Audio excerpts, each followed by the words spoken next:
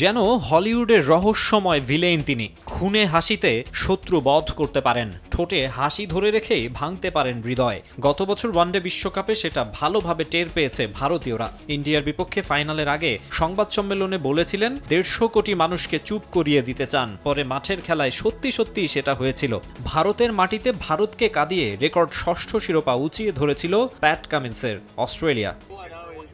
আবারও তেমনই এক উত্তরে যেন ভারতীয়দের কাটা ঘায়ে নুনের ছিটা দিলেন কামিন্স। এমনিতে যেমনই হোক, বিশ্বকাপ বা আইসিসি ইভেন্ট এলেই ভিন্ন এক চেহারায় আবির্ভূত হয় অস্ট্রেলিয়া। দরজায় কড়া নাড়ছে আরও এক টি-20 বিশ্বকাপ। যুক্তরাষ্ট্র ও ক্যারিবীয় দ্বীপপুঞ্জে অনুষ্ঠেয় মেগা ইভেন্টের আগে হাইলি প্রফেশনাল টিমের কনফিডেন্স আকাশ ছোঁয়া।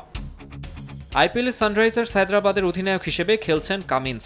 এক সাক্ষাৎকারে টি-20 বিশ্বকাপে সেমিফাইনালে উঠবে কোন দল এমন প্রশ্ন করা হলে 1 সেকেন্ড সময় না নিয়েই প্যাট বলেন অস্ট্রেলিয়া। পরে প্রশ্নকর্তা আরেকবার জিজ্ঞেস করেন বাকি 3 দল।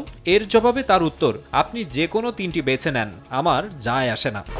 1, 2, 3 ঢাকায় জমি জিতে নিন 100% ক্যাশব্যাক সহ 20 কোটি টাকার পুরস্কার।